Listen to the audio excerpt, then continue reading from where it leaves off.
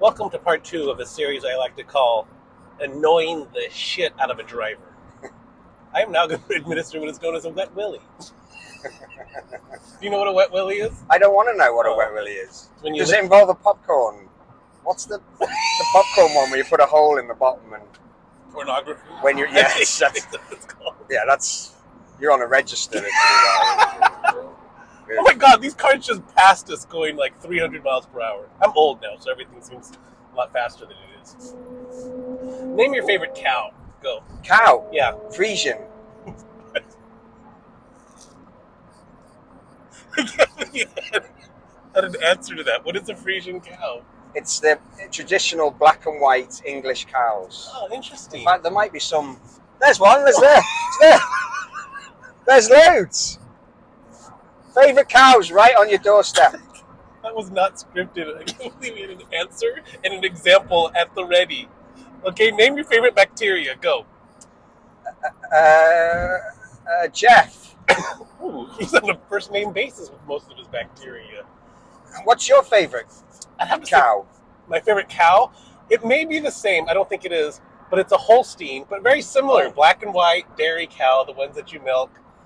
They usually have a very square, like, backside. They're like the classical with the large udders and everything like that. I just think they have like a cute little dopey face. You know, like they seem so innocent. I think they might be the same cow. They may be, they're just different words. Holstein. I was a Future Farmers of America. Were you ever part of any like clubs as a kid growing up? I was a scout and a cub. It was mostly football.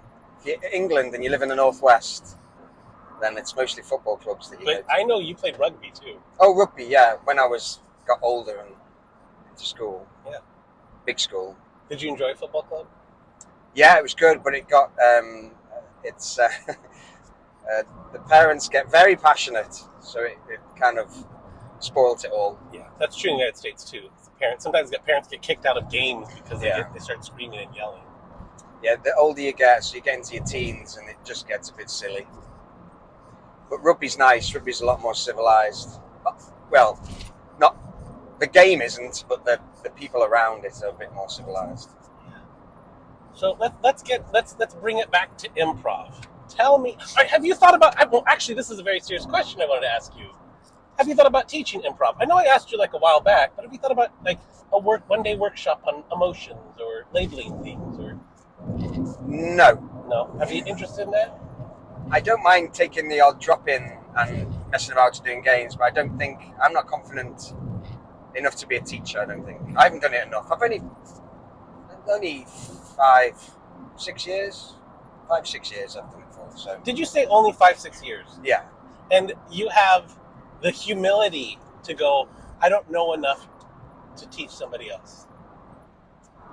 Is that what you think? Yeah. Now, I think that's very humble. I think that's awesome. But also true. I don't think so. I actually think that you learn by teaching, in improv specifically too, because interacting with the community is not just performing and talking to people. It's going, here's what I think improv is, which is why I like doing podcasts and listening to what other people say improv is. It's like, is it okay to be doing this? A popo just passed us. No idea. If he stops us, then no, it's not. I figure it's fine because Yeah. it's hands-free and everything. To bring us back full circle, in the United States, a nickname for the police or highway patrol is Holstein, is the black and white cow. Is it? Yeah, truckers, they'll be like, there's a couple Holsteins on the side of the road, which means there's a speed trap. It means that highway patrol's trying to radar gun. But I think one of the ways that we interact with the practice is by teaching it and going, here's what I think works. And of course, like, that doesn't have to be permanent, because 2 years from now you might think, oh, something else works better, or I don't believe that anymore. But I would love to take a class from you and have you go, here's what I like about improv, or here's what works for me generally. What do you like best? Do you like teaching best? No. Or do you like playing improv? I just like doing improv. There was this Jason Hader on the improv who said something that I'm like, me too. It's like, at first it was like, oh, I want to get stage time. And I do like stage time. Absolutely. There's a certain level of performance and like pressure that comes with stage time. That's like, yeah, you get an endorphin rush. But as I get further and further in improv, it's like, I love those moments in rehearsals where you're just laughing at each other and you break each other because you take these risks and you have this level of comfort that you don't have on stage. I have some of my favorite memories come from rehearsal process, not from performances. And I remember them. Like, it was so hilarious. So I like just the practice. Yeah. That's why I focus on the practice versus like, can I make X amount of dollars off this? Or can I, I want to do this for a living. This thing is beautiful that I take part in, and I want it to stay beautiful for the sake of appreciating it versus the sake of, I've got to sell X number of tickets and churn out X number of days to make X number of dollars. Yeah. Why do you do improv? It takes me out of my comfort zone. It's at this phase, because you've been doing it 5 or 6 years, does it still take you out of your comfort zone? zone? Yeah. I'll still be shaking, and I'll shake before I do a workshop or before I do a drop-in.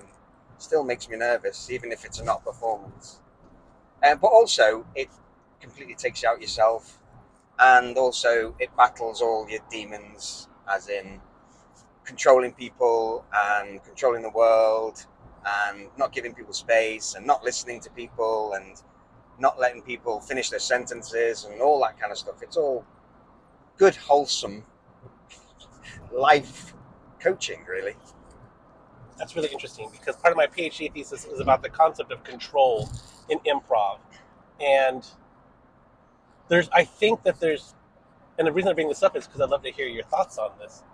I think there's control on stage. Like, if you and I are seen together, I could say, Arthur, you and I are knights of the round table. I need you to be quiet when I talk. Now, I know through the power of yes and that you're probably going to stay quiet, or the game is you're going to do the opposite. But I'm just kind of giving you the game. But I also have put it within this genre of Arthur and Knights of the Round Table and blah, blah, blah. So I've controlled a lot of that because I know Arthurian legend. I didn't throw out random stuff. I can control elements on stage like that. But there's also control in the community, where I could have a resource. Let's say I have a stage, and I could say, well, only X people can perform on my stage. And at a certain level, I'm controlling who gets to perform there. And it might be for valid reasons. It might be for because they're ethical, or because they promote the show and they give back to the community. But there is control that exists in the community and on stage. Do you experience control in the community? Not personally, probably because I'm a white middle-aged man, so not much controls me. Beautiful observation. But, oh my god! It's there, and I think anyone who it's such a difficult subject. But do you experience control? Do you feel like you exert control in the community, or do you feel other people exert control? You don't have to give me specifics, but do you think that there's control off stage? Oh yeah, but I think it's not. I don't know. It's people.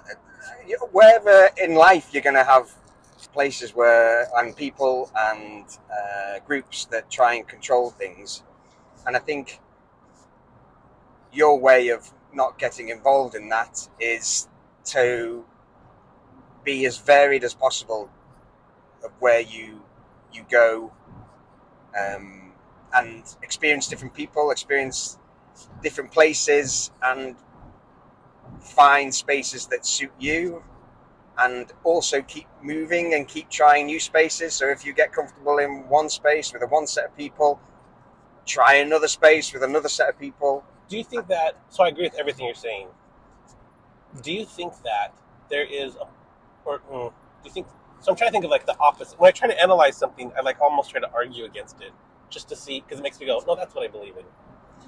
Do you think there could be an issue with not trying to control something? Can there be problems with the opposite, where you don't control anything? Yeah, because you open it up to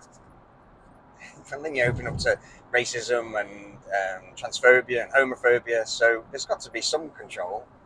But it's like everything in life is a balance. It's